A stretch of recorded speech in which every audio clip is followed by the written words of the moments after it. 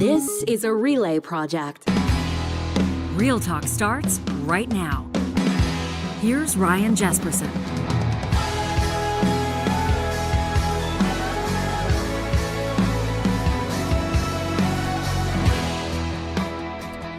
We're grateful to have you here on this episode of the show with, I was going to say two very smart people, but John Hicks is in the room, so three of them.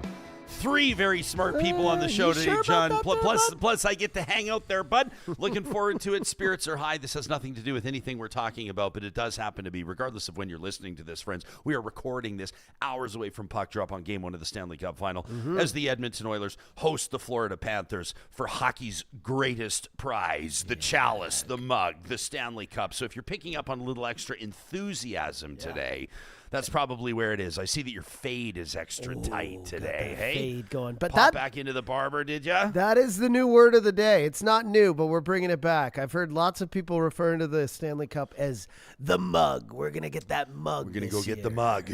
We were, and I'm only bringing this story up because I want to get credit from all of you for actually going to the gym and using the gym pass that I pay every month for.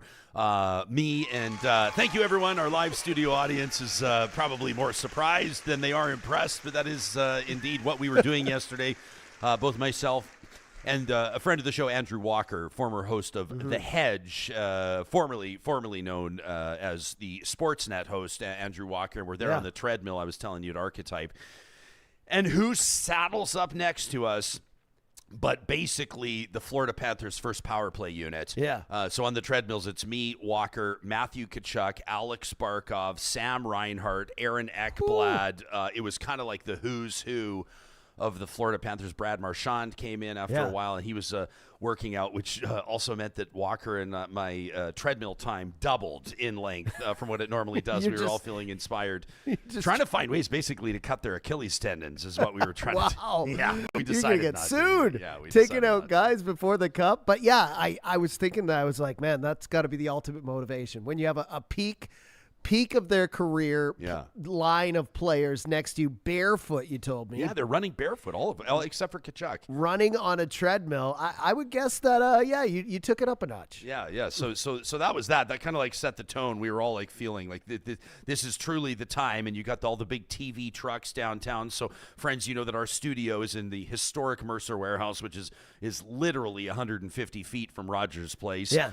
It's like a sand wedge from Rogers Place, and all of the trucks right now, all the TV trucks. It's a big deal. Yeah. The Stanley Cup Final is here. And, of course, the most infamous DJ in all of Canada who will be holding court at the Moss Pit. You've got to be obviously feeling like this is leveling up to the next deck. These are the moments you live for. Other than when I did the bubble, like this is it. And tonight I'm pulling double duty. So obviously downtown is going to be packed. You know, I told you I heard from our friend Panita McBrien, Downtown Business Association. Head of that.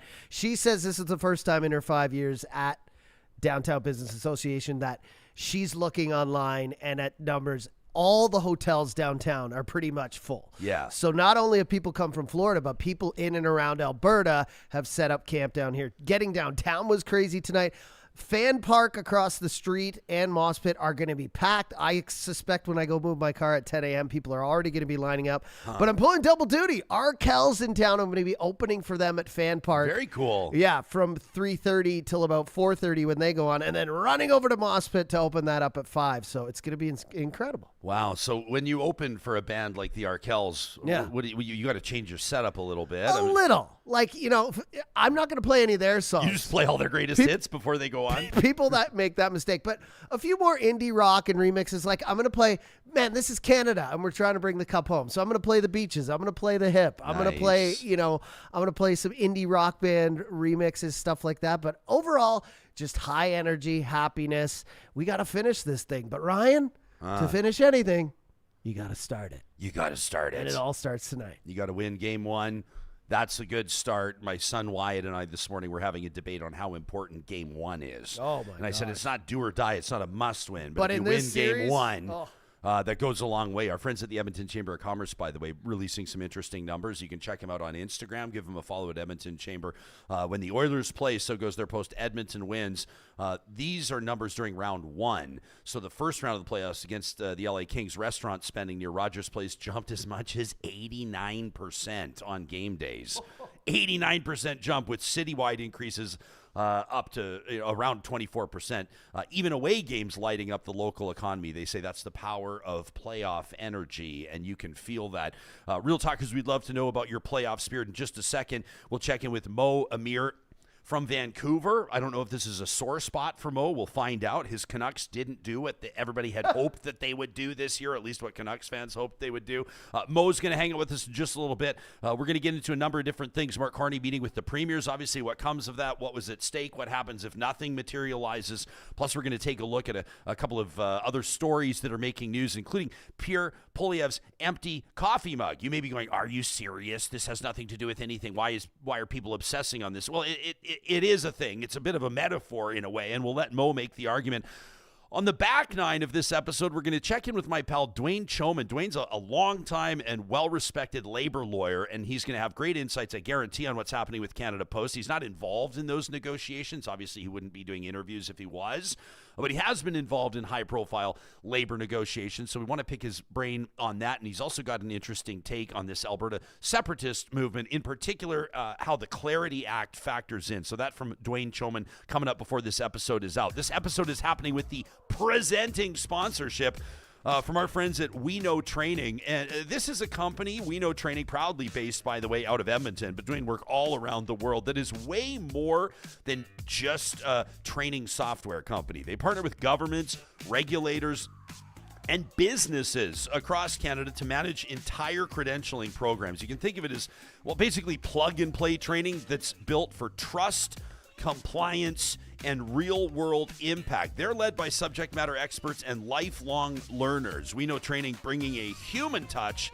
to tech-powered education. And they don't just build learning platforms. They help people and organizations level up. And in industries where compliance is critical, quite frankly, that makes all the difference. You can connect with them today. That's We Know Training by visiting their website at wkt.ca. Mo Amir is the affable host of This is VANCOLOUR on Check, and he's one of our favorite social media follows and a wonderful friend to this show. And we appreciate every single time that he wakes up early in the Pacific time zone to chat with us. It's nice to see your face, pal. Ryan, so nice to see you, and I'm always up early, man. So I'm just happy to be a part of the show today. Yeah, we didn't want to talk too much playoff hockey to a Canucks fan, just at risk of rubbing it in or coming across like we're gloating. Pride cometh before a fall, as they say. But how are folks feeling? If you can speak on behalf of 5 to 7 million people, how is the West? Sure, how is the West Coast feeling about the Western Conference champion Edmonton Oilers squaring off against Florida?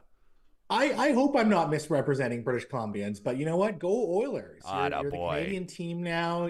All of the country's hopes and dreams of, breaking this, 31-year drought that we've had rests in the city of Edmonton. So we're super excited, and I think it's going to be a great series regardless. I'm kind of a bandwagon fan. I don't follow it as closely, but everything I've been reading and the highlights that I've been catching show that this is going to be a very exciting Stanley Cup final rematch. So I'm excited to watch it. I think it'll be a good time. And of course, I hope the outcome is a lot different than last year. Johnny and I have both been trying to decide how many games. I think we're on the same page, John. We're both forecasting an Oilers win.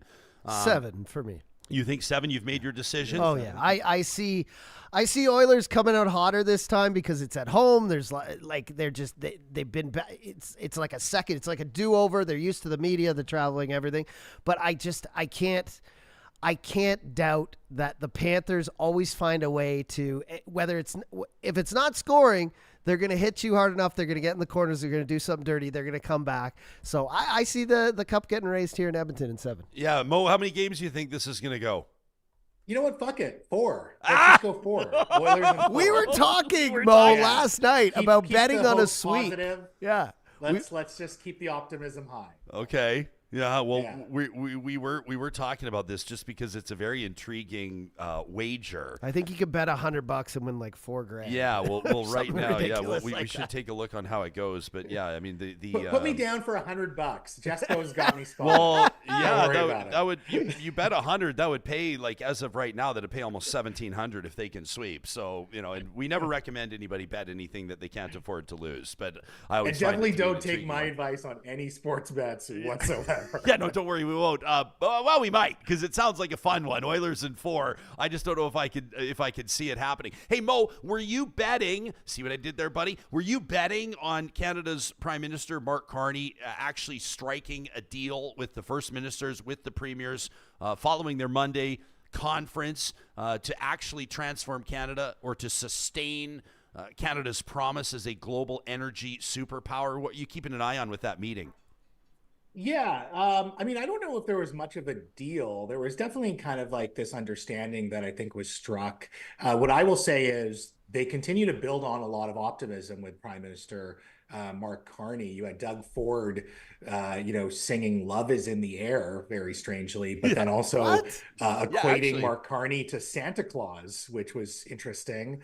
And then even, your premier, Danielle Smith, she's talking about a grand bargain. She was talking about feeling encouraged, which relative to things that she said about the Liberal government of the past and even the current government with Mark Carney, those are really good signs. You also had a sense of unity with Premier Canoe that he talked about. So I think there's a lot of optimism that's definitely come out of this meeting, and that's awesome.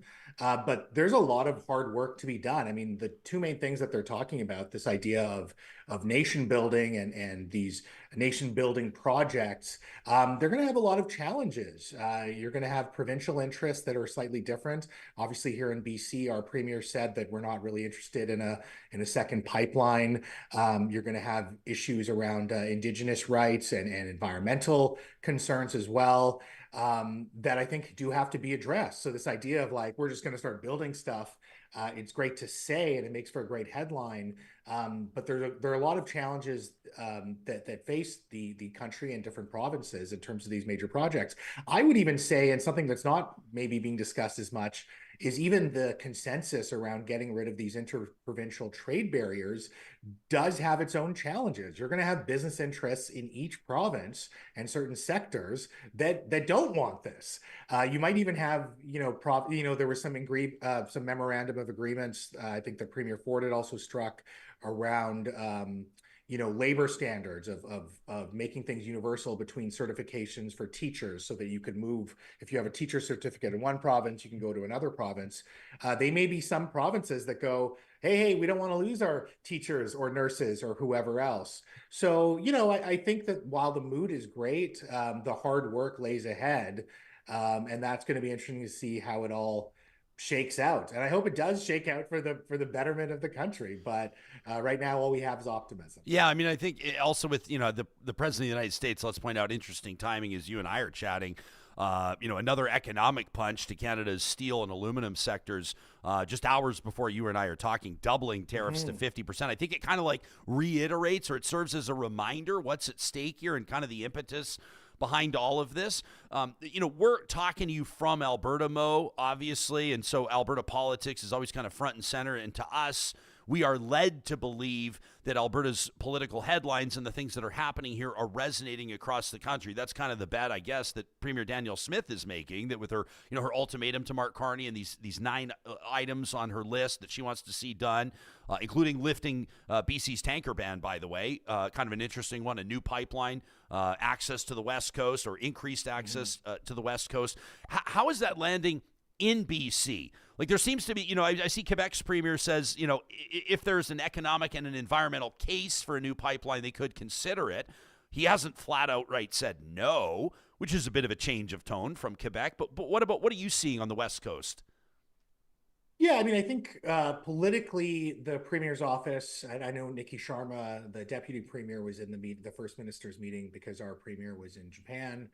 But the Premier's office seems to be saying, like, listen, there's no real proponent and no real proposal for a pipeline. So it is hard to kind of comment on it. The Premier himself, I think, put more kind of cold water on the idea that we're not interested in a second pipeline. But I think more than that, I do think that, Jody Wilson-Raybould talked about some of the things that we're trying to do here in BC with mega projects, where we're trying to bypass DRIPA, the Declaration and Rights of Indigenous Peoples. And you can't get these big projects done without Indigenous buy-in and certainly Indigenous consultation. Now, I don't know, I'm not an expert in this field, so I don't know if that constitutes a veto or what it is. But I think having these conversations around pipelines and major national projects without having Indigenous leadership and Indigenous nations at the table does feel short-sighted and will leave the country and certain provinces vulnerable to court challenges and conflict. So again, national or provincially here, in terms of the mood, I think we're split. I think there's definitely a very pro-resource development crowd in BC that welcomes these ideas, and then I think the urban liberals or in Vancouver and Victoria maybe not so hot on a lot of these ideas and don't like the idea of a second pipeline. Yeah, there's kind of there's a bit of an interesting thing happening where there's all this talk about like coming together in national unity, which to a certain degree I think is a thing. I think it is happening right now, and I think it's impressive and it's encouraging. And I think it's also that's why the Oilers have to win the cup, man. Right? Like, you can't let us down. Right? Against the Mar-a-Lago state. Like it's kind of there's a lot of layers to this if we really want to find them, right? Like there's more Trump support in Florida than probably anywhere else in the United States. Did Danielle Smith make a bet with Governor DeSantis? I don't know if she has yet. Has she, Johnny? Have you seen? I haven't seen yet. I'm sure that it seems to me, and I don't, I'm not trying to say this sarcastically, it seems like any opportunity that Danielle Smith has to interact with Ron DeSantis, she will. So I can imagine that there would be some sort of a bet happening.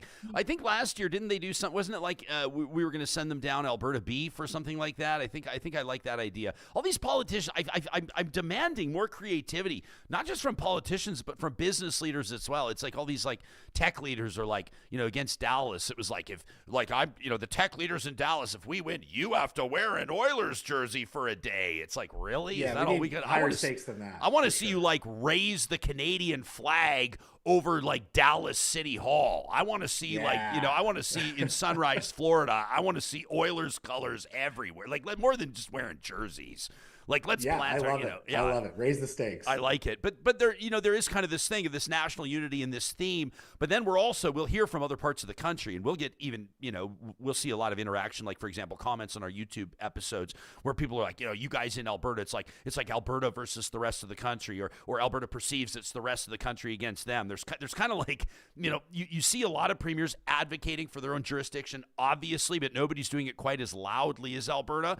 On one hand, I think that's great. Premier's doing a good job. She's fighting, she's advocating loudly for Alberta. That's number one. That's her job. But it does, you kind of wonder if Alberta's sticking out like a sore thumb a little bit. If like around that table with the premiers, if there's kind of this begrudging kind of a tone, like Alberta's just not on the same page as the rest of us. Are you picking up on that? They might be. I mean, it seems like everyone's playing pretty nice, certainly out of that meeting that they just had with all the premiers. So I don't know. I don't really have any insight behind the scenes of how that's going. But certainly I think this idea that we call it Alberta, what's the word that I'm looking for? But Alberta feeling special or unique or wanting these demands, I think is a double-edged sword, because certainly while I think it's great that Premier Smith is playing to those concerns, she's also flirting with this idea of separatism. And obviously she is trying to distance herself, but also not upset people who want to separate. And that's a dangerous game to play as well when you feel entitled or special. And so I think the rest of the province or certainly in British Columbia, we're kind of looking over and seeing how she's going to stick handle these very interesting interests that are not necessarily even good for her own leadership or her own popularity. Yeah. In our live chat powered by Park Powers, we hang out with Mo Amir, host of This is VANCOLOUR on Check. Melissa wonders, is the only thing Alberta has to offer oil and gas? Do you guys not have any other industries? It's such a fair comment from Melissa. Alberta has an incredible depth of industry, and the economy is obviously very robust in many different sectors. We talk all the time about Alberta agriculture. Probably don't talk about it enough. The tech sector in Alberta, there's a ton of the tourism sector in Alberta. We'll be talking about Jasper later in the episode. But yeah, I mean, there's a lot of oil and gas. I would be like, if I was like my cousins that work in ag, that make their living in ag, that have a calling to ag, Mo. It's not just a job. It's a calling when you work in agriculture. I'd quite frankly be a little bit pissed off that there's not any talk about my industry nationally or internationally like there is oil and gas, right? I don't know. Sure, yeah, I understand that. But obviously, I think the bedrock to any productive economy is access to economic energy. For sure. You know, it plays such a vital role in terms of economic development. You can talk about industry all day, but whether it's AI or crypto mining or any sort of manufacturing, you need access to energy. So I understand why oil and gas is front and center and why it plays such a large role in this conversation, because it is of national importance. Like, we have to stop pretending that it isn't. Are you a Bitcoin guy? Me? No. Yeah. Oh, you just mentioned crypto I would mining. rather invest in magic beans than really? Bitcoin. Oh, okay. Yeah. Like, what are we talking about? Yeah, no, we don't have to get into it. I was just curious. You brought up crypto. You brought up crypto mining. I've never asked you about crypto. I've never asked you about Bitcoin. I always like to pick people's brains. What can I buy with Bitcoin? I don't have everything. access to the dark web. Like, I don't know what you can actually do or what transactions I can make with Bitcoin or Dogecoin or whatever. No, those aren't the same things. Those aren't the same things. And I always say to our audience, they're basically the same thing. Okay, it's like one big rug pull, and just some are like more instant than the others. Like, I don't know, like, you're just trading, and I know people will be like, oh, well, currency is the same thing. It's what you put value in, but it's like, yeah, but with currency, I can go to the store and buy things. Yeah, but don't look at it like currency. Look at it as like a wealth storage mechanism. That's what you look at it as, right? Okay. Yeah. Anyway, for what? Like, I can see gold as that. Like, yeah, exactly. Look at it as new and improved gold. That's what I would say. Yeah, but gold at least has some function. But why? What is the function of gold? Gold only. Okay, we're not going to spend too much time on this. But the only reason that gold has value is because people have assigned value to gold. Like, why is gold valuable? Who actually cares about gold? How is gold any different than aluminum? Like, gold only is valuable because people understand it to be valuable. Sure. Yeah, fair enough. But you could still go to like any place in the world and trade your gold. Same with Bitcoin. For currency or for food or whatever. Same with Bitcoin. Can I go to the grocery store? Yeah, some of them. Pay in Bitcoin? Soon you will be able to. I don't see that happening. Yeah, I already know. It's fine. I'm not an evangelist. I just like. It sounds like you are. I'm concerned for you. I'm intrigued by it. I'm intrigued by it. Johnny's eyes are glossing over. John, you're not. It's fine. We can stand in different places. I like things that exist. Thank you. Randy says, and Randy in our live chat, powered by Park Power, says the only thing that profitable oil companies are good at begging for taxpayer money to build things. He says, I sure hope that Mark Carney says no when that time comes. He says, otherwise he'll be a single-term prime minister. He says there will be no new pipelines without a solid business case, and oil companies will not foot the bill for one. He says, I virtually guarantee it. Gilles makes a similar point. He says, I really think it starts with private industry putting the money down to build these pipelines. TMX, costs, plus past and forecasted inflation. He says, I'm tired of hearing that private industry is ready. Are they actually? I think everybody can agree if there's not private interest, if there's not corporate interest in this, this can't be another pipeline built with tax dollars. And I don't think that Alberta's advocating for that. At least I hope not. That's not a very conservative perspective. No, I don't. I mean, I think Premier Smith has said that if there was another nationalized pipeline, that would be a failure. But then the question becomes, they keep using this language about creating the conditions for economic investment into a pipeline. But what does that mean? Does that still mean heavy subsidies for private companies to build the pipeline? It's going to be an interesting question of how much government involvement is required in order to get this pipeline done. Obviously, there's a lot around land usage and that sort of thing. But ultimately, when it comes to subsidies, I think that's That's a great question. And we know that major industries in Canada, in some way or another, do take a lot of government subsidies or tax breaks or whatever else it is. So it just depends where you kind of delineate the scope of conditions versus, a government pipeline. Yeah. Dubious, by the way, says, I'm not a crypto bro, but saying it's worthless is willfully ignorant. Hey, I want to ask you about this video. Pierre Poilievre. That summarizes me in a nutshell. Willfully so, sure. ignorant. Okay. Yeah, me too on a lot of fronts, buddy. That's actually a great band name. Willfully Ignorant, opening for the Arkells. That should be our band name. Yeah, that could be our band name. That would be a good one. This Pierre Poilievre video released about a day ago, a day before we're talking here. We're not going to play the whole thing. It's about 4.5 minutes. He's talking about Mark Carney and spending in particular, but it's the coffee mug in his hand that people are snickering about. Here's about 25 seconds of it. For those listening on the podcast, he's talking. He takes a sip of his coffee. The only problem is there's obviously no coffee in the mug. Johnny, let's roll it. Take a look. What a change.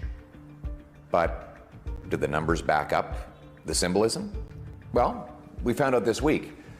Prime Minister Carney tabled his first spending package before the House of Commons, called the main estimate. See, government has to get the approval of the House of Commons to do any spending.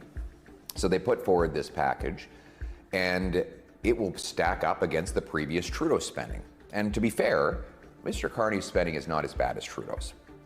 It's worse. It's worse, says the leader of Canada's Conservatives as he sips from a mug with no coffee in it.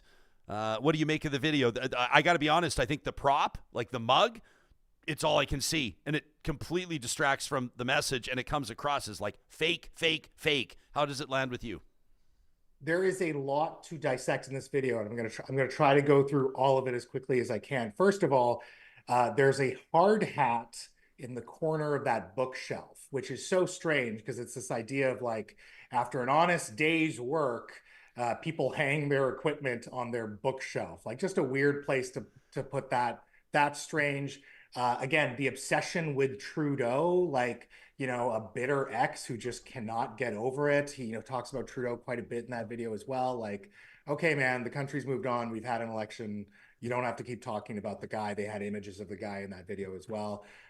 He also entitled the video something about, Carney being in a banker suit, while Pierre Poilievre is literally sitting there in a banker suit. A dark navy blue, fitted suit is a banker suit. So again, just the lack of self-awareness of the optics here is wild to me. And then it's all topped off by the empty coffee mug. And I know it's like silly or whatever, but we have politicians gaslighting us on the daily as it is. And now even in their own, curated comms, they're gaslighting us with this fake prop. And it's like, you didn't need it. I don't know why he has that or why he thinks that makes him look more natural. I think if he had advisors around him that really cared about his well-being or were good at their job, they would have told Pierre Poilievre to take 2 weeks, sit on a beach, unplug, and relax, because the guy is negative aura through and through. He's super cringe. He's got this weird nervous laugh. He's really trying to strain his smile lately. And I don't think it's a good look. And again, on the other side, when you have, as we just talked about, the premier's meeting with Carney, and there seems to be a sense of at least optimism and at least a sense that people want to come together. I think Pierre Poilievre is going to have a tough go. Plus, he is running in that by-election in Alberta, which, as we also talked about, is central to this conversation around separatism. He's not going to be able to escape that conversation, so he has to stick handle that as well. Plus, his own caucus is now gelling together in the House of Commons. If everything is going well and people are feeling good, and suddenly, he wins a by-election and he's back in there as the leader and things change, at what point does his caucus look at him differently? There's a lot of elements here that just don't really look good for Pierre Poilievre. I'm not saying he's done or he can't recover. I'm just saying that they seem to be overly anxious to try to recapture this magic, and they are really coming off like they're trying too hard, and the empty coffee mug is very symbolic of that. Yeah, I agree. I think that, the mug is kind of acting like a metaphor. We've got a couple people in the live chat. Vamp Fashion says, like, how do you know? How do you know where's the evidence? There's no liquid in the mug. says, did anybody get a shot to see if there was a splash of water in the bottom? Look at this. So this is just kind of like a video I'm showing on my screen right now, but just look. I mean, he takes a sip and there's no streaking on the inside of the mug. And it's not like this isn't the biggest story in the world. It's not the biggest story in the world, but he's hand talking with the mug. If there was anything in there, it would be spilling all over the place. Yeah. Right? He's like moving it around and hand talking, and it just, to me, it's like faking drinking from an empty mug is just like a weird play, and I just don't understand. We've got a couple comments here from people saying that, like, Alberta Girl says, why is he not in Battle River Crowfoot right now learning about the area and trying to impress the voters there instead of taking them for granted, trying to be relevant? I mean, he honestly doesn't have to try. Let's be honest. Like, that by-election is going to be an absolute pounding. He's obviously, like the incumbent there, the conservative MP, the two-term MP that stepped aside, and good for him, smart move for his career, I think. He stepped aside. He'll run again in a couple of years. He'll get his seat back. He'll have some plum assignment in the meantime. Everybody understands how that works. But Mo, he won the election with like 82% of the vote. Like, I bet Poilievre's going to take 85%. I understand people are saying we're going to mobilize and send a message and the Liberal candidate's got to win. Not going to happen. I'm not trying to discourage the democratic process here, but he's obviously going to smoke everybody. But that doesn't mean that he shouldn't try. Do you know what I mean? Like, I think it'd be actually super cool to see the leader of the Conservatives. I'll recognize that Andrew Scheer is the interim leader, but, for all intents and purposes, Poilievre is their guy. To see him out there, to see him in Alberta, don't shoot videos in Ottawa with like a hard hat and a blue Canadian flag behind it, by the way. I don't know if some people would call that a desecration of the Canadian flag. I know that, we've seen the Canadian flag colors altered, so I'm not making that argument, but even having the blue Canadian flag in the background, just like a weird look. I guess, the red Canadian flag is too woke now. Like, okay, sure. I think it'd be awesome to see him. I think it'd be awesome to see him in Alberta, in rural Alberta right now, talking to people, knocking on doors. I just think it'd be cool. There's no call for the by-election just yet. Obviously, Carney did say that it's going to happen, but I just think the guy needs a break. And honestly, he deserves one. That's a tough election to lose, for whatever 16 months you think you're going to be the next prime minister, and then in the last month, 6 weeks, it just slips out of your hands. I think the guy deserves a vacation, and again, he's just not looking great on camera. The nervous laughter, he was asked about not being in chamber, and the whole like, oh, it's a great place, I'd love to be in there. Like, he just has lost his step, lost his swagger. I'm not saying he can't recover it, but like, again, it's just the trying too hard to recapture the magic. And I don't know. I almost feel bad for him. I don't feel bad for any politician, but I almost feel bad for this one. What triggered you on Twitter to post, quote, publicly tweeting your annoyance about some corporation celebrating Pride Month is the dorkiest, most tired pick-me shit you can do on Twitter to appeal to other losers? What happened? Yeah, so there was a video that Air Canada put out, and they were, it's June is Pride Month, and they put out this video just saying, hey, we just did this all LGBTQ flight, and we're proud supporters of the community, and Twitter being the Nazi cesspool, Nazi adjacent cesspool that it is, just shat all over it. And oh my God, can you believe this? And this is so terrible. And it was like the right wing version of virtue signaling, which is no virtue signaling, about how terrible this is. People saying, oh, what I care about is safety. Well, Air Canada is one of the most safe airlines in the world. So if you did care about safety and that was truly important to you, you would know that. And so, I don't know, just like shitting on some company for doing a very, nice but somewhat superficial thing, which they've also done, in the celebration of women as well, running all female crew cabin crews as well. It struck me as just hate. It's hatred. And I think when you're doing that and you're kind of peacocking online about how much of an anti-woke edgelord you are, you're a loser. You're a dork. Like, why is this triggering you? Why does this upset you so much? No one's forcing you to wear a rainbow flag. No one is forcing you to go to a pride festival. But to be mad about it and to, in a lot of ways, be very bigoted online. I just think you're a dork, you're a loser. People pandering to it for clicks are the worst people online. And I think it's pick-me shit. So, good. Good for the people that did it. Great to exercise your freedom of speech, but you're a dork. You're a loser. With his just to jump in. Am I wrong? No, you're right. Incorrect, Ryan. I just wanted to jump in and say, if you've never been to a Pride Festival, you better go, because it's one of the best parties ever. It's a good time. And some of the most and again, if you don't want to go, people. don't go. Yeah, I agree. His trademark brand, calling him how he sees him, is on display episode after episode on This Is VANCOLOUR, which you can check out at thisisvancolour.com, including recent interviews with Dr. Melissa Lem. Have we stopped caring about climate change? And Brianne Felicella, are you a people pleaser? Is it a bad thing? Again, that's thisisvancolour.com. You can follow him on socials at VANCOLOUR. We love him. It's Mo Amir. Thanks for doing this, buddy. Ryan, always a pleasure, man. Thank you so much. Good to see you. Have a great summer. We'll talk to you again halfway through it. You can let us know what you thought about what Mo had to say. To talk at ryanjespersen.com. There's a debate right now on whether or not Pierre Poilievre had anything in his coffee mug, which is what we were hoping to stir up. It is obviously the most important story in Canada right now. We did our 5 minutes. So you're welcome, everybody. You're welcome, everybody. Coming up in just a second, Dwayne Chomyn's going to join us. I love chatting with Dwayne. This guy's got a ton of experience in labor negotiations, and he's going to tell us what he's seeing out of what's happening with Canada Post and CUPW, their union. Why don't we tee up that postal worker short that you did as well? A great conversation we had with a local president, CUPW Local 730, a few days ago, who kind of painted a picture of his vision of how Canada Post could be saved. We'll get Dwayne's take on that as well. But before we do that, I want to let you know our friends at Edmonton Opera, very excited right now. This is the eve of a production that they've been anticipating for quite some time. Building on Das Rheingold, the next installment of the Ring Cycle brings a bold new vision of Die Valkyrie to life in an intimate, adaptive production directed for a smaller space at the McLab Theatre at the Citadel. Awesome venue.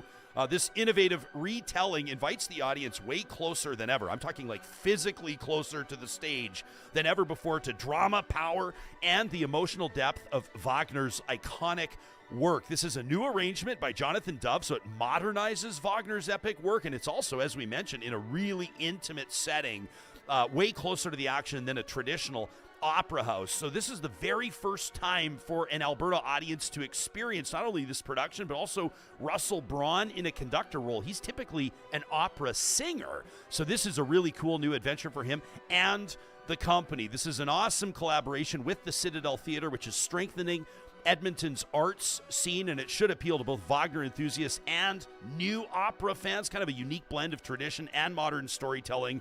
It kicks off June 5th. It runs through 7th, 9th, 10th, 12th, 13th at the McLab Theatre at the Citadel, and you can get your tickets today at edmontonopera.com. This is one you will not want to miss.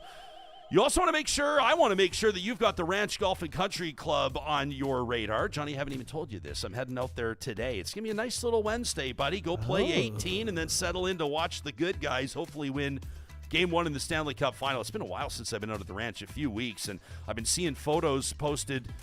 Their fairways, their greens are looking unbelievable right now. The ranch has a great and a super fun layout, very playable for people. I mean, if you're a scratch golfer, or if you're like me, just hoping to break 90, maybe you're out there not even keeping score, who cares, just having quality time with the family. There's no place quite like the ranch. You can tour the course online at theranchgolf.com. You can also book your tee time online, super convenient. And remember, if you're in charge of booking the golf tournament for your organization, your nonprofit, your community association, whatever it is, nobody does more tournaments than the ranch, and they do a wonderful job of it. More than 120 tournaments a year, if you can believe it. On the hospitality front, on the merch front, whatever it is, they've got great ideas to help you make the most of your tournament. You can connect with Murray and his team today at theranchgolf.com. Our friends at California Closets, bar none, the best in the business for custom closets and storage solutions. Everything starts with a free design consultation at californiaclosets.ca. That's where you can check in with their talented designers, get a sense of what they're all about and how they can make your vision come to life. California Closets can work with any space. They can work with any budget. They've worked with us. We didn't have $1 million to spend, but we did have a vision on how we could transform our family's entertainment center. And they did a beautiful job. All of it guaranteed for life and proudly manufactured right here in our home province of Alberta. It is Canadian owned and operated. It is California Closets at californiaclosets.ca.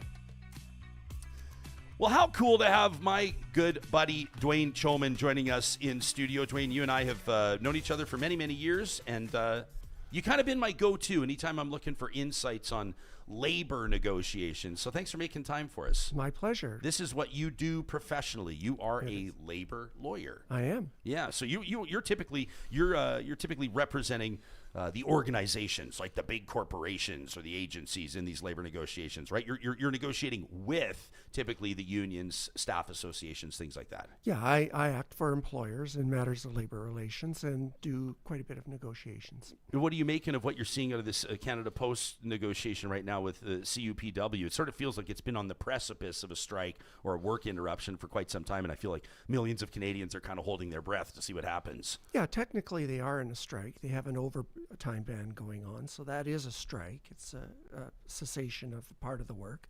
And, we just went through a strike, so it's a continuation of that. But what we're really seeing here, Ryan, is we're seeing a business in which they're bleeding $1.3 billion in 2024. Its business model has been completely disrupted by technology and competition. It has a collective agreement that's not suited to what it needs to do to compete and thrive and survive. And so they're looking for some pretty significant changes in their labor platform so that they can compete and be viable. That's not an uncommon thing. That happens to businesses from time to time. And when that happens, quite frankly, it can be disruptive to the organization. And unless they get cooperation from the bargaining agent, it typically results in long strikes. So the case for Canada Post is kind of an interesting one, and I think a lot of people, including on this show, we've been hearing a lot from the audience. A lot of people have kind of been, trying to consider what the future of that institution looks like. And I think that, maybe, I don't know if I say we have consensus, but I think a lot of people can agree that there is value to the core services that Canada Post provides. People are comparing it to public transit infrastructure, comparing it to like healthcare infrastructure, education services, where you look at something that's publicly funded and you try to make a case for efficiencies on spending, but not necessarily with a demand that it remain profitable. Healthcare is never going to be profitable. Public transit's never going to be profitable. What's your opinion on that? Well, I think that it can be profitable, but they are going to have to retool themselves. But whether it's profitable or not, they don't have to bleed billions of dollars. And the fact of the matter is we have to rethink the Postal Service generally. So William Kaplan was put in place. He was asked to do an industrial inquiry into that dispute. He released a report fairly recently. For instance, he's suggesting changes to the structural model. Now, Canada Post has three core businesses. It has mail, it has flyers, and it has parcel delivery. And one of the things that he's saying is we're going to have to move away from daily mail. We have to have that legislative change to allow them to do that. But we're going to have to change a lot of things there. But from Canada's Post's point of view, in order to be efficient, they're going to need to be able to deliver on weekends. They're going to need to use part-time work during the week in order to reduce their overtime costs. They have to retool. A collective agreement isn't a suicide pact. They need to make some fundamental change in the way they're doing business. They need to be more flexible. They need to remove the fences around the use and deployment of people. And that's going to be a significant adjustment for the current workforce. Throw those headphones on right there by your knee, and I want you to hear this. We were talking to a fellow by the name of James Ball, He's been a letter carrier. He was telling us he was a letter carrier. I think he started 11 years ago. Very proud of what he does, as he should be. And he's also the local president for CUPW Local 730. Here's kind of a boiled down version of what he argued to us on what he sees as the potential future for Canada Post. This is James Ball on Real Talk. The Canadian government is the 100% shareholder in Canada Post. It's not the job of the members on the street to handle the finances. Their job is to serve you and to deliver the mail and deliver the parcels. We're all suffering. Cost of living has gone up. There's a housing crisis. That applies to us as much as it does to any other Canadian. Canada Post has a mandate to change with the times to increase its communication services that Canadians need. So why aren't we running up a cell phone tower at every post office across Canada, providing internet services? We used to have a program we called Food North, which was grocery delivery, and suddenly since COVID, everybody's delivering groceries in the city, but nobody's delivering groceries in the countryside. People have to drive 50, 100 kilometers to get to a grocery store. Why don't we do that? Canada Post is having all these losses, whether it's from internal investments because of a decline of service. We need to be brave and bold, and we need to decide what we want, because the option here is that we privatize the post office. But who's going to buy the post office? In the city, sure, it'll be bought up by Amazon, it'll be bought up by all these different people. But once you get outside the city, who's going to buy it?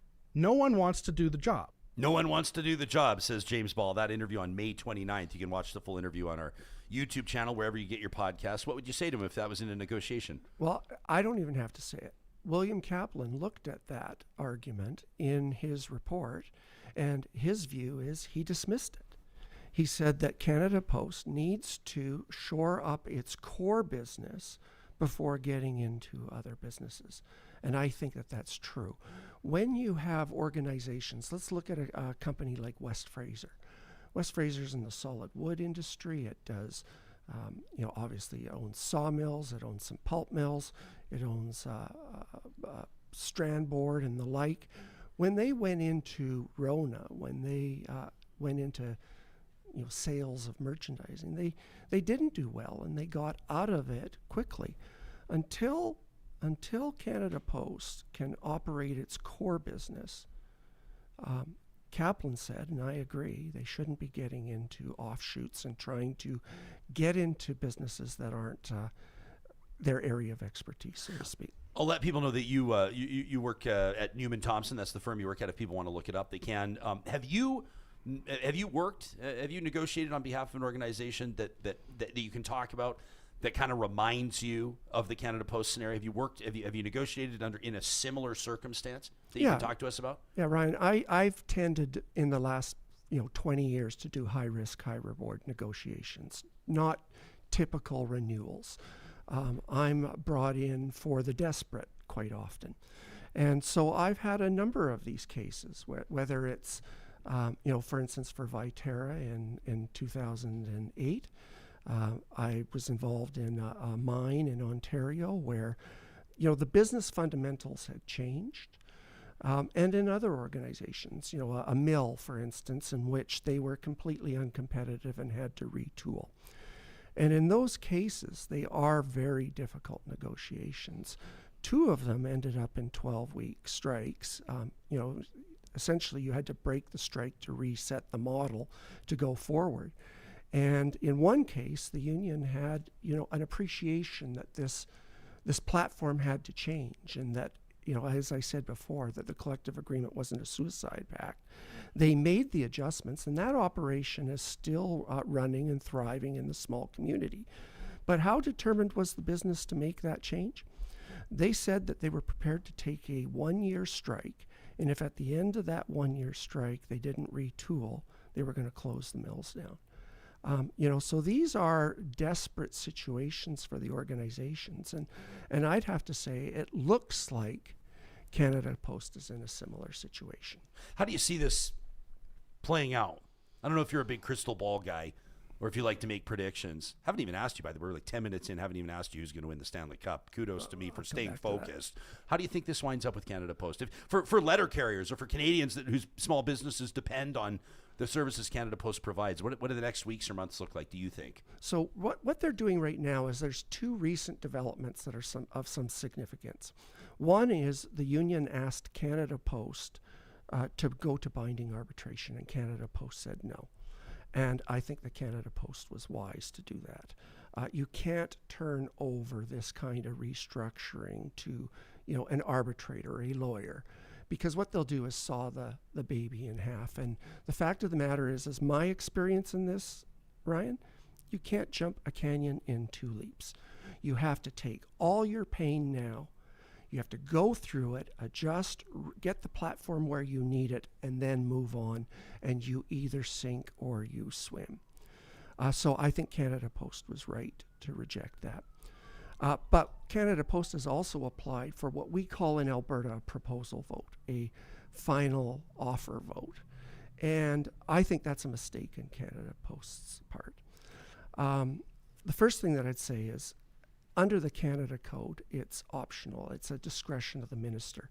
In places like Alberta, the employer gets one shot at it. And if they meet the criteria, if it's a proposal that could form a collective agreement, and if it's been shared with the union, you automatically get it. Okay. So they've applied to the minister. Canada Post would get lucky if the minister turns it down right now, because I think they'll lose right now, that vote. And so I think they're going to have some pain on the employees before they can go directly to the employees, put that offer in front of them, and have the employees vote on it directly. I want to pick your brain on the subject that I think people are talking about across the country, and in particular in Alberta right now, and that is the threat of Alberta separation, the relationship that Alberta has with Canada moving forward. And like you said, you've got decades of experience. We're talking to Dwayne Chomyn, if you're just joining us, decades of experience in high risk, high reward negotiations. I do happen to know that a private group flew you out to Vancouver to address this and talk. They wanted to pick your brain, I think in particular on the Clarity Act, or on the whole general story. Yeah. I know you to be a conservative. Yeah. You don't strike me as particularly partisan. I've always found you to be open-minded, but I'm curious to know personally where you land on this and how you're wrapping your mind around the discussions. And maybe if you could enlighten our audience on either where you see the conversation focusing or where you see it misfocused right now. There is an analogy here to labor relations and something, in particular around the experience that I've had. Because one of the things that I do is the legal framework in the work that I do isn't often contentious. It's settled, it's largely strategic, it's tactical, it's risk assessment, and that sort of an approach. And there is a similarity to this. So the first thing that I look at, quite frankly, is the legal framework. And I'm finding it a very curious situation that we're in. So what happens is in 1988, I won't go through the whole history, but the secession reference comes on. And the Supreme Court of Canada says there's a constitutional duty, so to speak, in which if a people have a clear question and a clear majority want separation, that there is a reciprocal obligation to bargain that in good faith.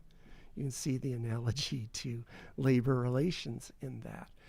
And so what happens is the Clarity Act is brought in, if I may say, to put out the process and implement it. Now, the first thing that I'll say, Ryan, is it lays out a process in which step one is a province, not a group of citizens.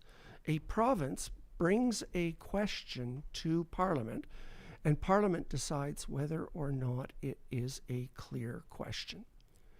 Now, at least as I'm hearing things, that's not the process that's going to be followed here.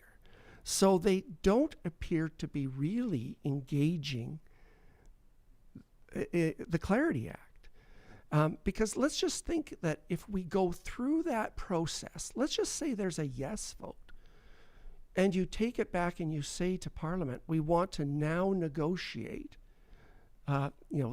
secession. I think Parliament would be able to say, well, you haven't gone through the steps of the act. So there is, if I could say, a disconnect there. Because what the process is supposed to look like is you take that question, you get approval for the question. The question is clear. Then you go and you have your vote, and then Parliament assesses whether it's a clear majority have supported it. This is really off the rails from that. And I'm not sure how you square that or what will happen. but it sounds a bit like a pig in a poke around this. Now, one of the things the Supreme Court looked at as well was the role of international law. And when they looked at international law, they said recognition plays an important role here. Now, they said in international law, there is a lawful recognition, and that, for instance, the United States might recognize an independent province or a province that wishes to secede if the rest of Canada had not negotiated it in good faith, and that could become lawful. But they also said there is a de facto secession, and that is even if the recognition is unlawful, if the fact of the matter is if someone like the United States were to recognize a province, then the fact of the matter is that's a game changer. And one of the things that we have in place right now that is extremely risky is we have a disruptor in the White House. Mm-hmm. And we have a disruptor in the White House who has spoken about Alberta's resources. This is a very dangerous situation in my mind. Now, one of the things that I mentioned to you was high risk, high reward. How do you assess risk? It's a two-part test. And what the part test is number one, what's the likelihood of an event occurring? And if that event occurs, what is the consequence of it? So let me give you an example. When I was in Vancouver, I went to the Costco downtown, and I was driven in by a friend, and there was two parking spots, one by a handicap slot and one and the handicap slot itself. They were both empty. And he drives in and he goes into the non-handicap spot. And as we're walking in, I said, we should pay for parking. And he says, oh, I never do. They don't come around that very often. And so I said, well, what happens if they do? And he says, well, I've been here so many times. The fine's $75. I'm way ahead. Yeah. And I said, then why didn't you park in the handicap spot? It's even bigger. And what he said was, no. Because if they catch you there, the fine is $500 right. And they tow your car. That's a perfect example of quantitative risk assessment. What he's done is he's said the consequence matters. And that even though he's done the same act, he's assessed the risk in one as higher than the other. That actually applies here. So let me tell you how I view this. I ask, what is the likelihood of secession vote? I noticed that on your site you said you were going to bet your house on it. I said I would bet my house. Yes, you would. That it will not happen. Right. And I have to tell you that I think it's the odds makers say it's about 7%. And I don't. 7% could happen. Yes. And I don't quarrel with that.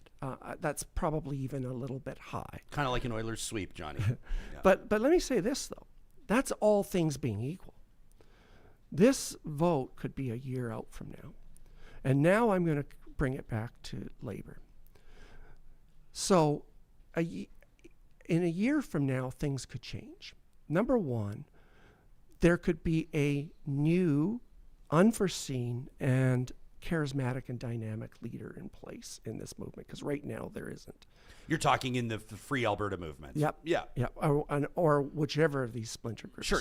Let's acknowledge that nobody's really clear at all who's leading it. Exactly. There's a few groups that are sort of claiming to be spearheading it, but even them, they've appointed themselves, they're unelected, right? That's right. It's much different than like the premier running on a mandate to separate Alberta, winning an election, and then moving forward with that mandate. It is, but they could coalesce. Sure. So that's a changer. But the more important thing is they could change their messaging. And I'm going to go back to labor. So people don't like to vote for bad things. So I'm involved in a lot of votes. I try to move opinion on a lot of votes, whether it's a certification application, whether it's a strike vote, whether it's a proposal vote, on a final offer.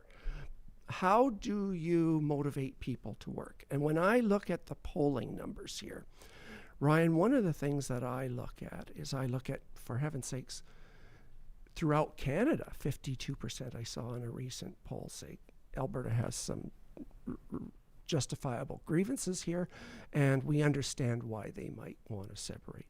You look in Alberta and you look at the various polls, let's say 30, I think the Angus Reid was the highest, like 30-something%. But the fact of the matter is that's on the secession question.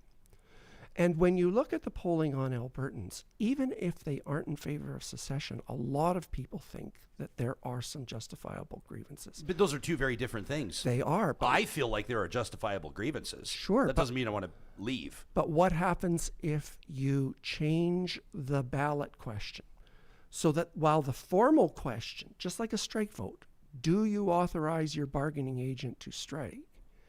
That is not what trade unions campaign on. What they say is they say this. This isn't a vote for a strike. We don't want a strike. We want to avoid a strike. And don't worry, we'll come back to you before we go out, wink, wink, although some do. But what they do is they say, what this is a vote for a better offer. Don't take that tool out of our toolbox. If you want the employer to bargain with us, you have to give us that tool. Now, I've been reflecting on and wondering what happens if the secession movement says, we can't get another pipeline, we can't get rid of the emissions cap, which incidentally is discriminatory, but it's also bad policy. You don't have a carbon tax, a large emitter tax, and then layer on that on top of it. In fact, Chris Reagan, an economist from Montreal, he said most economists consider that kind of crazy, and I agree with that. So if you reframed the question, you might get a lift. And I think that you likely would, because you think about strike votes. People don't want to go on strike. You have to think of the voting population in three categories of people. That's how I look at it. You have the true believers, the union's hardcore base. They may very well want to strike. You have what I call in the labor context the better dead than reds. They don't want anything to do with the unions. But those are by and large small groups on the fringes. And the vast majority of people are like you and me. They're what I call test drivers. And what they're prepared to do is to lend people some support until they have risk. And that's why the vote is framed, the ballot question in a strike vote is framed as a vote for a better offer. Now, if you did that here and you strike lightning, maybe Andrew Coyne saying another some more ill-considered remarks. In a campaign, anything can happen. Another senator saying something silly. You could get an unexpected result. And what's the consequence? It's catastrophic. So my view on this is everybody would be wise to de-risk this. And I think in order to de-risk it, you have to begin to have the kinds of conversations that we're beginning to have. But I have to tell you, it's a very awkward framework to say that there has to be a consensus. We're not going to build a pipeline unless the province agrees. Well, for heaven's sakes, Ryan, Horgan opposed TMX. We're now getting $1.25 billion a year, and it's not even fully subscribed. It's very difficult to get a complete consensus. This is, in my view, a very dangerous situation. My advice to anybody would be, let's get together. Let's deal with the legitimate grievances. Let's find a solution in which the economy is working. You've seen probably that chart of Trevor Tomes with, GDP per capita. We all want to turn that around. And we're going to need to deal with some of these concerns. How would you assess how the Premier of Alberta, how Danielle Smith is handling this? Because I think a lot of people, more along the lines of like political pollsters and people that are watching actually the political strategy play out, some of the risks that she's taking, which I think are significant in the context of her own political future.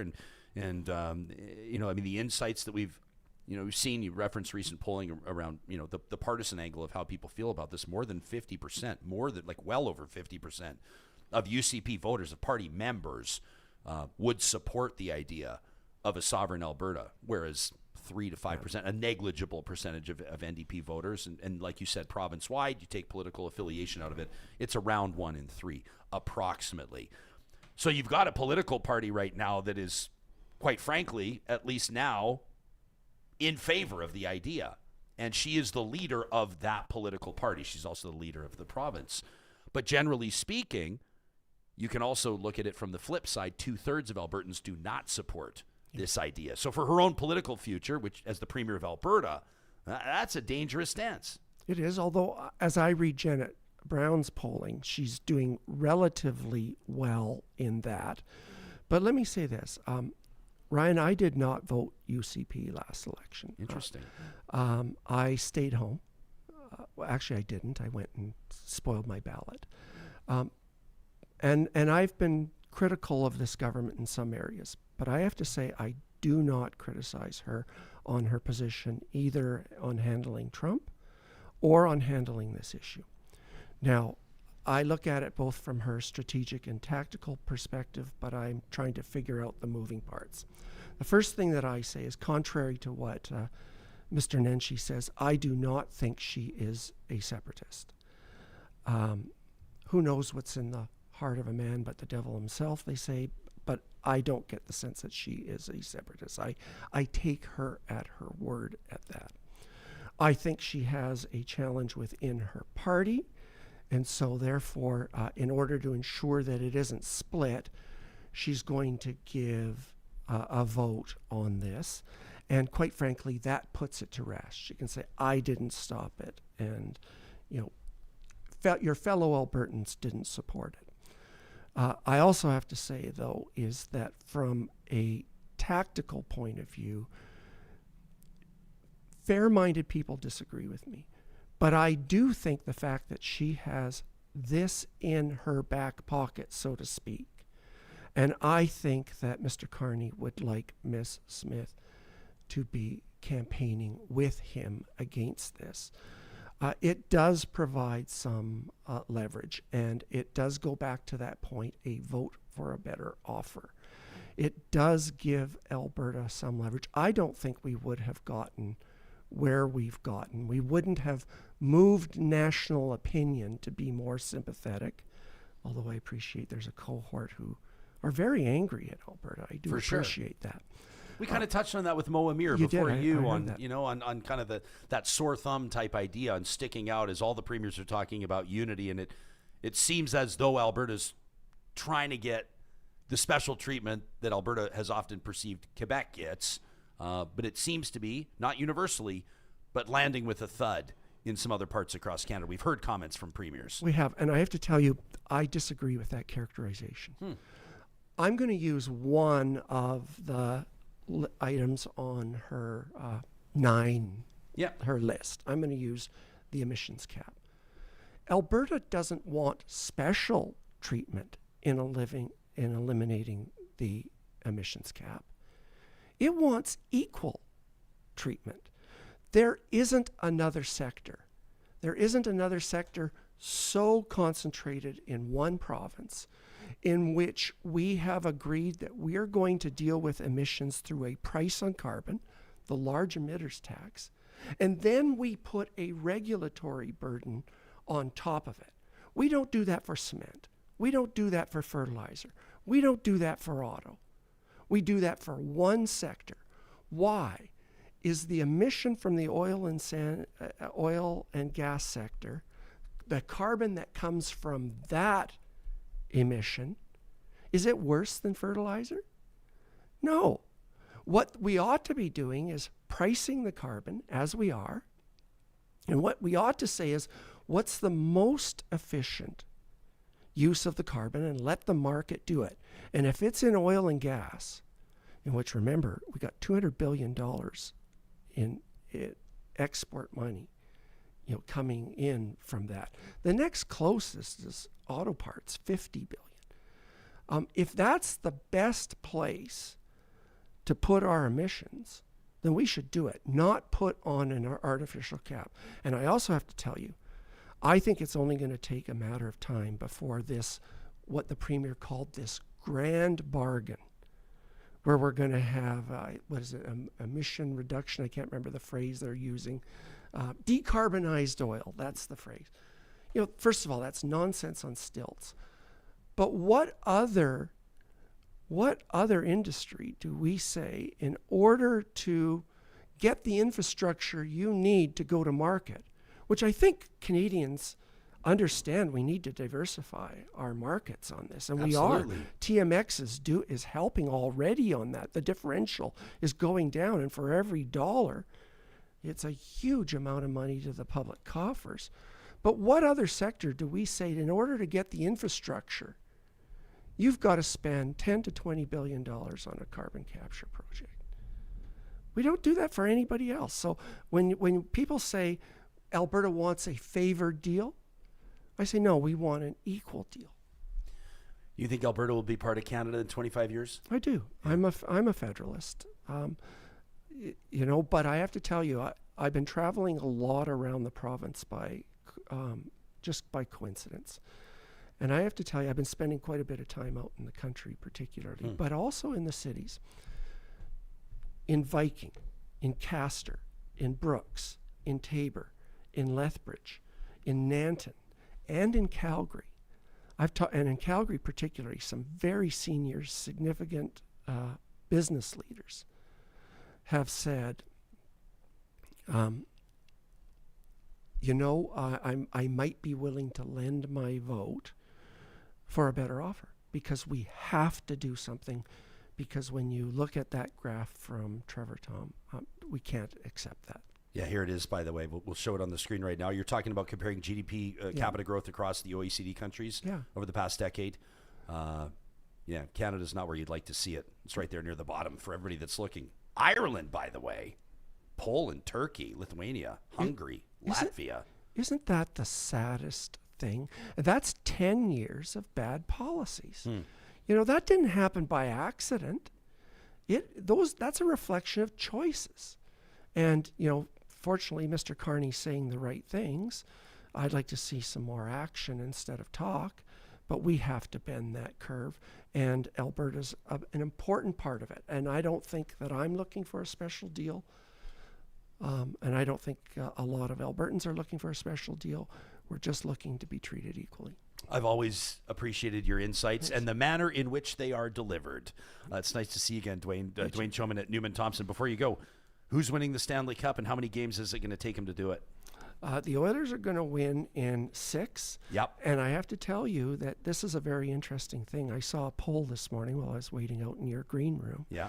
63% of Canadians now want the Oilers to win, up 6 from last time. Wow. But the lowest support for the Oilers is in Vancouver. 19% are cheering for Florida. Well, Vancouver fans, we've had to grind most gears a little bit. They're sour. Very, very bitter. They're very bitter, and I don't blame them. I would be bitter if I was a Canucks fan too right now, not just at how the team performed, but also how they're being managed. So true. Piss poor management. Piss poor. And you know it when you see it. I do. Dwayne, it's awesome to see you, buddy. Thanks for hanging out with us. Thanks a lot. Nice to see you. Yeah, it's always nice to see you, Dwayne. Give Dwayne, hey, what's up with your Twitter handle? I've never understood. Citizen 004, Citizen 004.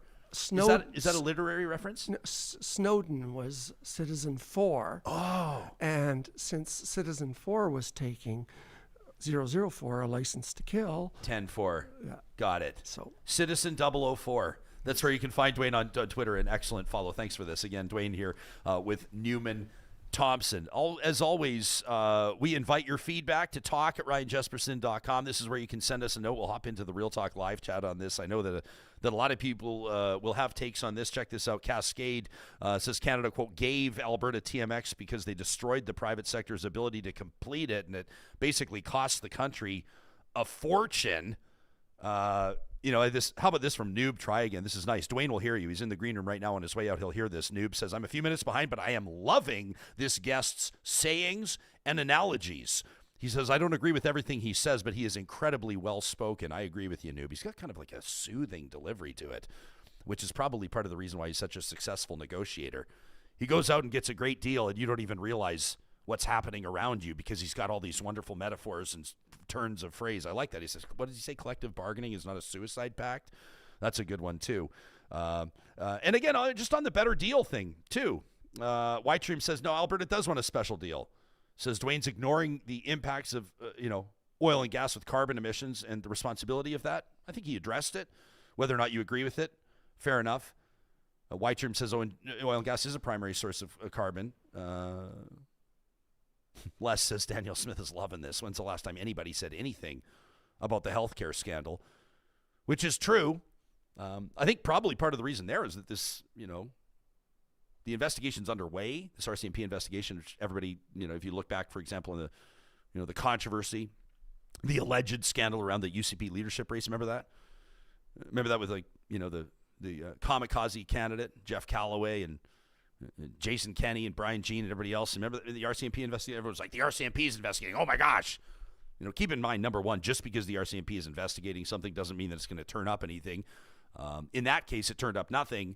But at the end of the day, it took 3, 4, 5 years, whatever it was, for anything to come of it. So I think some people are kind of in the sit back and wait and see thing. I wonder if Sam Raich's lawsuit against that podcast had anything to do with it with regards to commentators kind of keeping their powder dry as well. They don't want to get hit with the slap suit either. And I think also, like Les alluded to, there's just a lot of other stuff going on. And probably the government is feeling pretty good about that. I mean, the library book thing, is that all just a big distraction? Or is there more to it than that? A great conversation on this show yesterday with, in particular, I thought Laura Winton was great from the Alberta Library Association, the Library Association of Alberta, whatever. But we talked to a couple people, Jim Turk as well from the Center for Free Expression in Toronto, making the case, for so-called controversial books, graphic books with graphic sexual content to be included in libraries. And regardless of where you land on that, and there's a flamethrower, by the way, somebody just absolutely goes up one side of me and down the other for that interview. You're going to be included. You know who you are. I think it's like a page and a half. I'm going to have to cut it down. But in the flamethrower coming up on our Friday episode, we'll get to that. Didn't feel that there was fair representation of the issue. I'll kindly remind them that our conversations extend over a period of episodes in many circumstances, and we did get one interesting side of the story there. But you can check that out in our podcast archives, or, of course, wherever you watch your stuff, including on YouTube.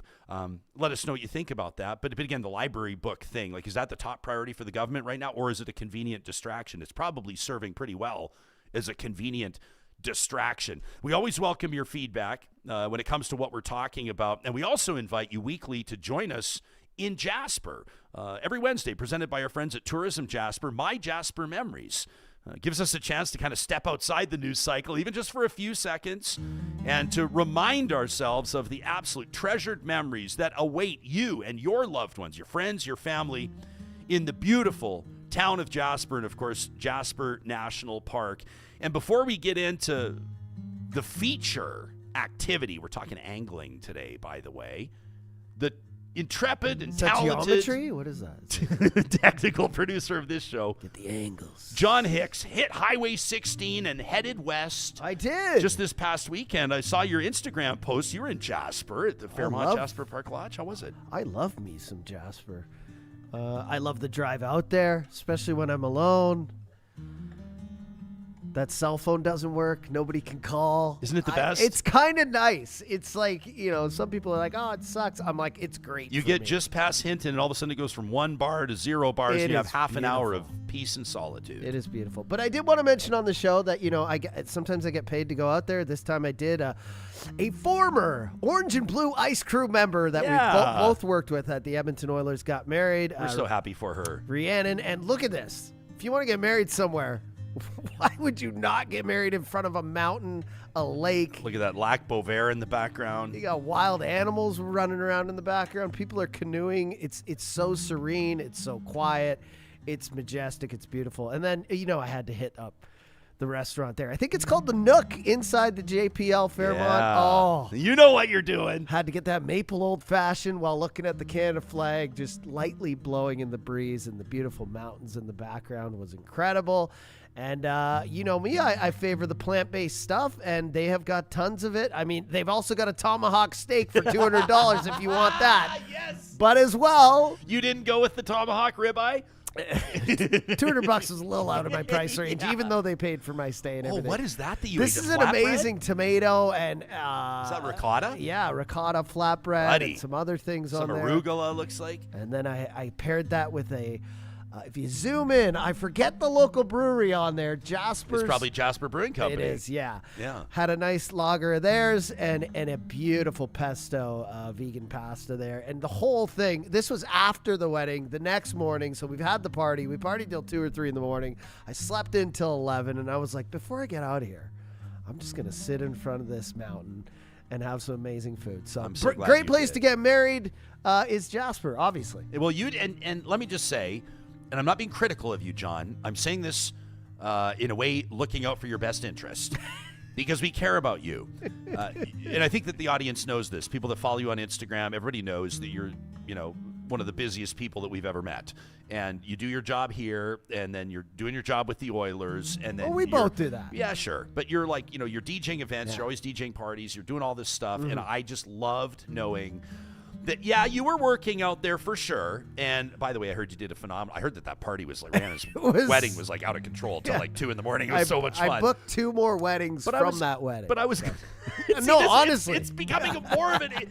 But I love that you took some time to yourself, and there's honestly no better place. You talk about, and I can, for me, it's sitting in the hot tub there at the JPL, and there's that Canadian flag, and there's this little metal thing like on the, as you can raise it, and it just ting. It's so relaxing. Ting. It just and the string from the flag, it like slightly hits against the flagpole. It's incredible. And it's like ding, ding. It's and beautiful. It's like, when I'm there, I'm like, this is it, man. You know what I mean? This is it.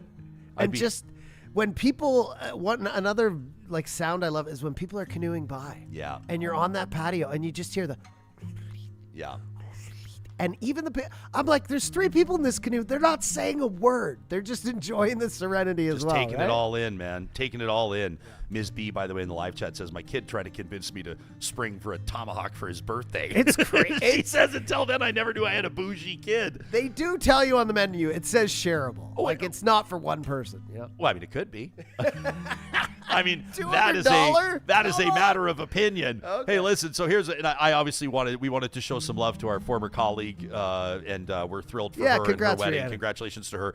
And by the way, also wanted to mention that pint that you had from Jasper Brewing Company. Yeah. You can check them. You can follow them on Instagram at Jasper Brewing. They are back open right now. Oh yeah. They were impacted by that fire, and it's taken them a while to get back open, as is the case with many businesses. But they are now open again. As a matter of fact, they opened on Friday, May 23rd. So if you are going to be out in Jasper, we want to encourage you to check them out. But we heard from our good pal Bob Covey, and Bob is the straw that stirs the drink at the Jasper Local, which is a great publication. You can subscribe to their app as well, which is a great way to kind of stay in the know about what's happening in Jasper. The guy is a passionate Jasperite, and he wrote in, and he was actually inspired by you and I were talking about the greatest soup of all time. Oh, yeah. Remember? And I was going off about chowder, and I was talking about how I'm a huge fan of seafood chowder in my mind. Like a good chowder is got to be number 1 on the list. And he says, when you were talking about seafood on the show, he says, I just had to share these photos with you guys of my recent fishing experience and the end result, which was a fresh pike chowder that he and his friends made. He and his family made a pike chowder. He and his kids made with quarry that was caught in Jasper National Park's Talbot Lake. He said it was absolutely phenomenal. Bob says angling season is upon us, and there's no more beautiful place to wet a line in Alberta than in Jasper. And Bob is absolutely 100% correct. He said we've got an incredible, diverse array of fisheries. He says that people got to make sure that they don't miss out on this summer. Look at that. Are you kidding me? That looks so good. What is this guy do? What is Bob doing sending us photos of his chowder? Like, can he freeze it? Couldn't it? He said, say chowder, Frenchie, say chowder. But couldn't he freeze some, Bob? Couldn't you freeze some and get it on a local courier and get it over to Edmonton? Anyway, I digress. You know, fishing in Jasper, you may feel like, well, gosh, I'd love to do that, but I don't even know where to start. Bountiful lakes and rivers, surrounded by breathtaking mountain vistas. Jasper National Park is one of North America's best fishing areas. Check it out right here. I'm showing you that it's at jasper.travel under their things to do promotion on their website, which is really great. We'll link to it in the show notes to make it easy for you, but it's got one of North America's highest concentrations of fishable lakes and rivers in Jasper. Did you know that? But before you grab your rod, you got to make sure, of course, number one, that you get a national park fishing permit. Highly recommend doing it legally, okay? And then reel in some fun. You can do a half day or a full day guided adventure with Jasper Park Fishing. That's right. They got everything handled for you. They handle fishing adventures for beginners all the way through to pros, people that are coming to the national park to experience something unlike anywhere else on planet Earth. You could cast a line into Maligne Lake for rainbow or brook trout, or, of course, as Bob was talking about, you can fish the northern pike at Talbot Lake. I don't know that there's anything better than fishing in Jasper National Park. Johnny, check out this website here. This is the fishing link at jasper.travel. People can check it out and kind of make your own plan, learn more, and of course they'll point you in the right direction so you can make sure that you follow all the permit and regulation requirements. But you can see the photos that people have posted here. You can learn to fly fish, which is something I've always wanted to do. You know, I just think, I don't know, man. Fly fishing to me. Dwayne was talking about being down in Calgary. My parents are living right down by the Bow River down there, and sometimes we'll go walk our dogs right along the river, and you see those anglers, the fly fishing. Imagine doing that in the national park. How cool would that be? It's Jasper Park Fishing. You can learn more about it at jasper.travel. Make your memories. Tell us about them. We'd love to hear from you, just like Bob Covey did, to talk at ryanjespersen.com. MyJasper Memories is proudly presented weekly on Real Talk by our wonderful friends at Tourism Jasper. Vamp says he shouldn't eat the large catches, just the smaller ones for a treat. Yeah, you got to find that happy medium. Catch and release is, a good thing. A good thing. And all I can think about is fishing. All I can think about is fishing right now. What's your favorite soup of all time? What did you say? I like broccoli, cream of broccoli. Cream of broccoli. Very well done there, John. I like that too.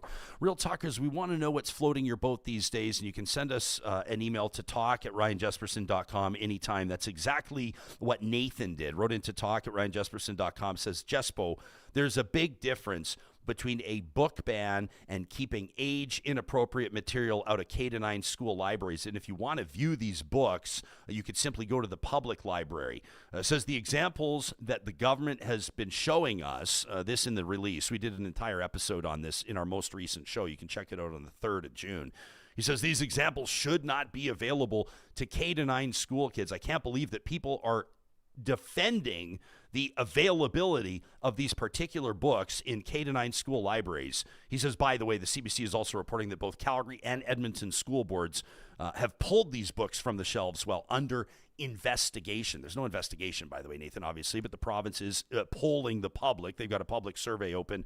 We linked to it in our show notes on the July 3rd episode, or the June 3rd episode, if you want to check that out. And it is true. I didn't see the one in Edmonton, but the Calgary board has pulled those books off their shelves. Kind of an interesting conversation yesterday, wasn't it? Like, I understand, and it sort of prompted an unofficial, unscientific Twitter poll, which I think is one of the things we like to do, but we also insist, we request that all of you take it all with a grain of salt, okay, because these are unofficial and unscientific Twitter polls. But we simply asked you, who should decide which books are in school libraries?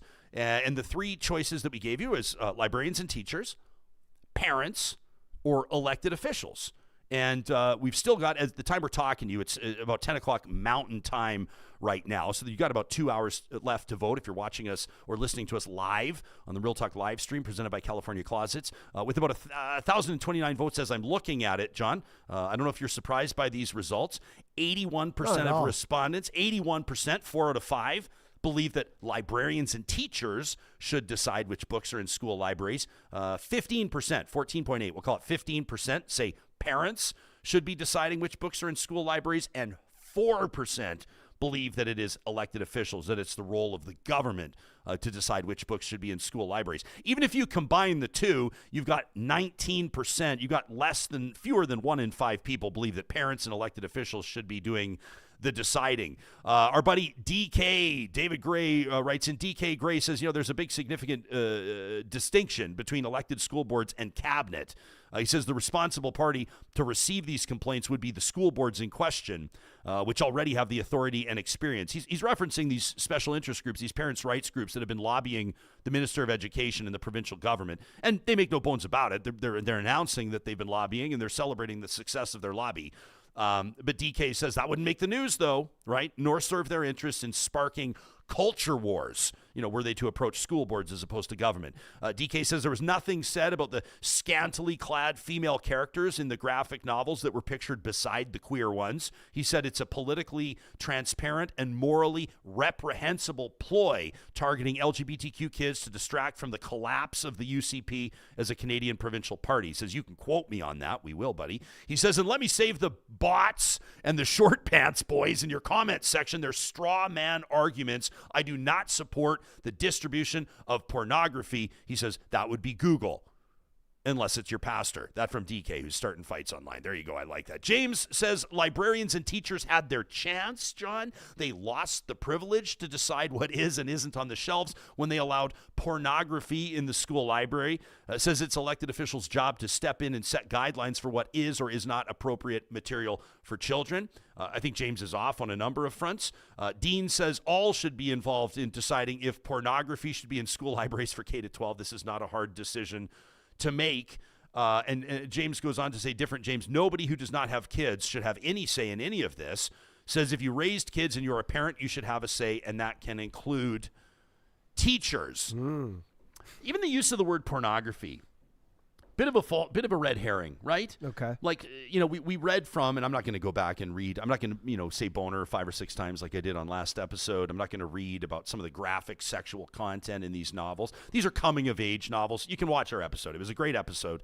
The expert out of Toronto Metropolitan University talking, pointing out some of the novels in question that the province is calling out, that the province is kind of zeroing in on and holding up as examples of age-inappropriate or offensive material are like Time Magazine winning, New York Times bestseller. Like these are, highly recognized and celebrated coming-of-age novels, graphic novels. It's not pornography.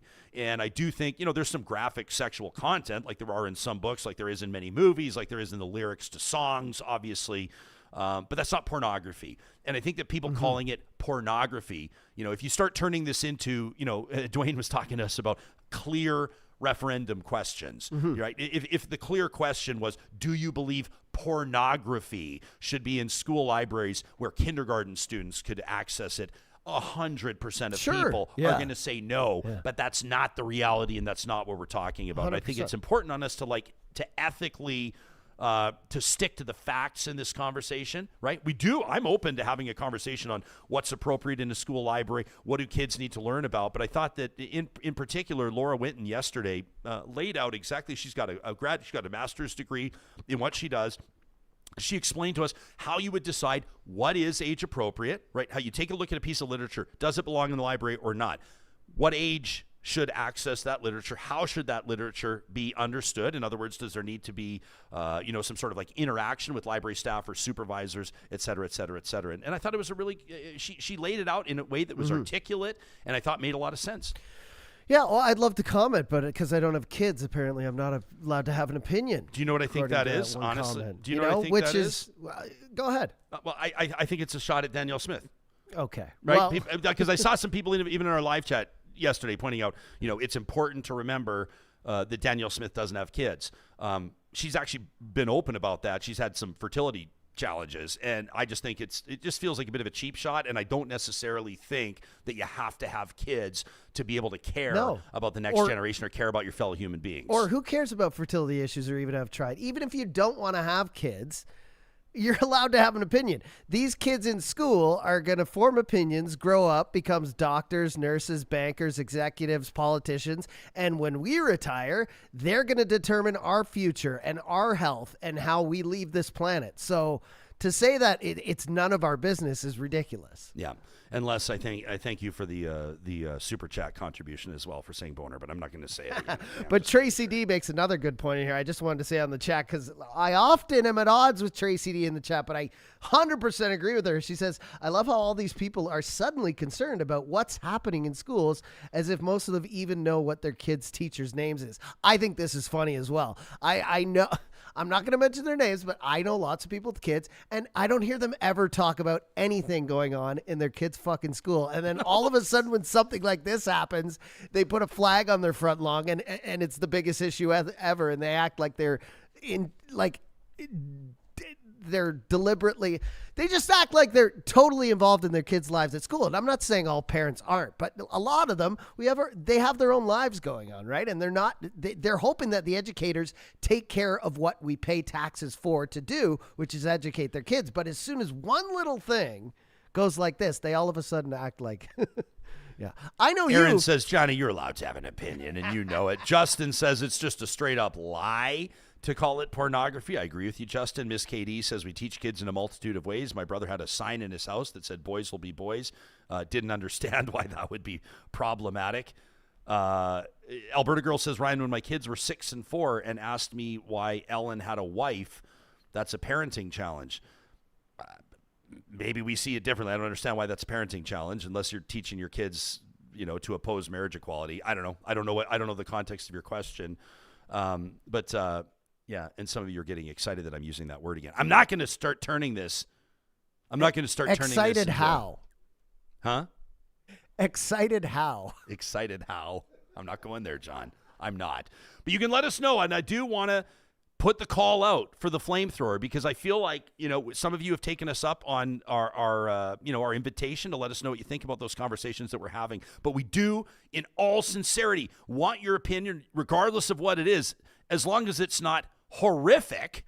We want to hear it on this show. We want to have robust conversations that challenge us. That's the whole point. And so you can send us an email anytime to talk@ryanjespersen.com. I want to make sure that Friesen Brothers is on your radar right now. Number one, their garden centers are wide open. And I know for a lot of you, with this weekend coming up, this is going to be a big part of your plan. However, in addition to those garden centers being open from 10 a.m. to 7 p.m., also want to make sure that June 14th and 15th is circled on your calendar. John, Friesen Brothers Fresh Market Stores, these wonderful locations are hosting a medieval times feast on the 14th and 15th of June. The event offering an all-you-can-eat dinner experience featuring a selection of medieval-inspired dishes, including roasted chicken, smoked Alberta beef chuck, roasted veggies, sourdough loaves, and a comprehensive salad bar, all you can eat for just $25. This event also a great way to celebrate Father's Day in a unique and memorable manner reminiscent of medieval feasting traditions. You can find more information on their website. That's friesen.com. That's June 14th and 15th from 4 to 8 p.m. Kubi Renewable Energy reminding you that it is a perfect time of year to go green, whether that's your home, your office building, your farm. Maybe it's your family's cottage. You'd like to be off the grid. You want to be more sustainable, lower your footprint. From a sustainability or green energy standpoint, nobody does it better than Kubi, and you can get a free quote by going to their website. That's kubi.ca, KUBY.ca. They're creating sustainable energy systems with solar power, carbon offsets, and utility solutions. Congratulations from us to Kubi. 10 years in business and just getting started.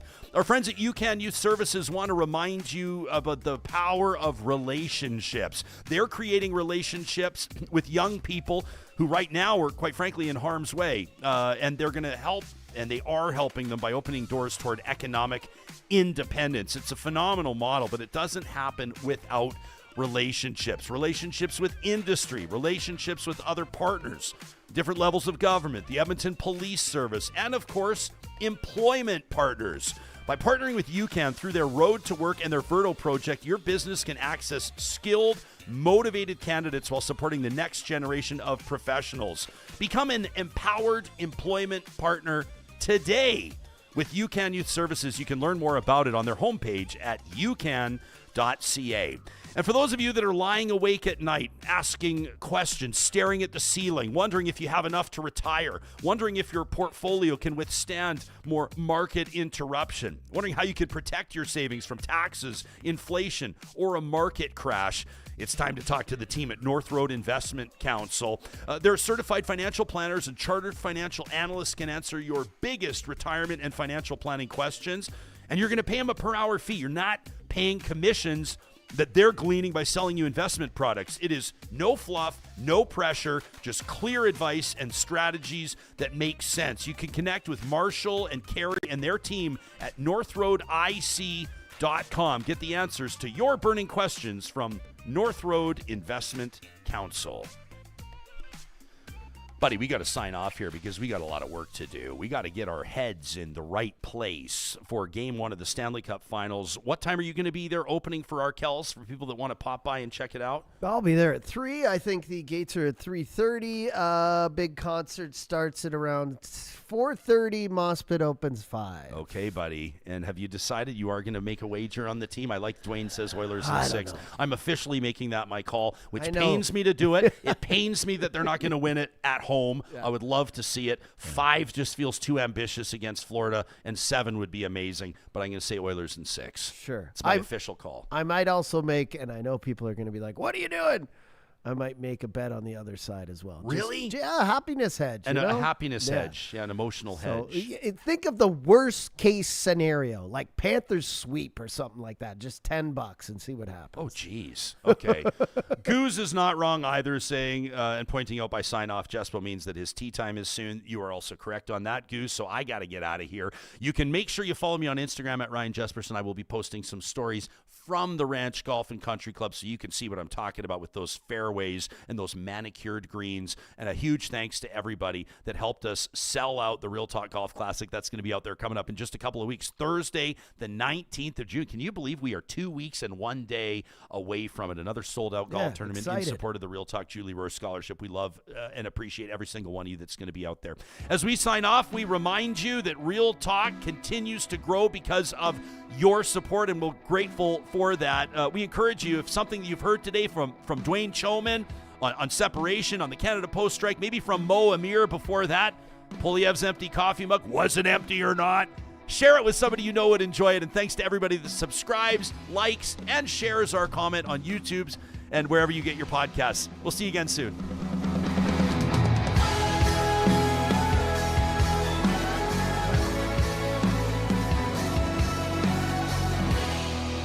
Real Talk is hosted by Ryan Jespersen, executive producer Josh Dunford, technical producer John Hicks, general manager Katie Cook-Chivers, account coordinator Lawrence Derlego, human resources Lena Shepard, website design Mike Johnston, voiceover by me, Carrie Skelton. Real Talk's editorial board is Supriya Dwivedi, Ahmed Ali, Brandy Morin, Ann Castleman, Corey Hogan, Harmon Candola, Catherine O'Neill, and Chris Henderson. Member Emerita, Julie Rohr. Real Talk is recorded in Edmonton, Alberta on Treaty 6 territory, the traditional and ancestral territory of the Cree, Dene, Blackfoot, Saulteaux, and Nakota Sioux, home to the Métis settlements and the Métis Nation of Alberta. Real Talk is a relay project. For more, check out ryanjespersen.com.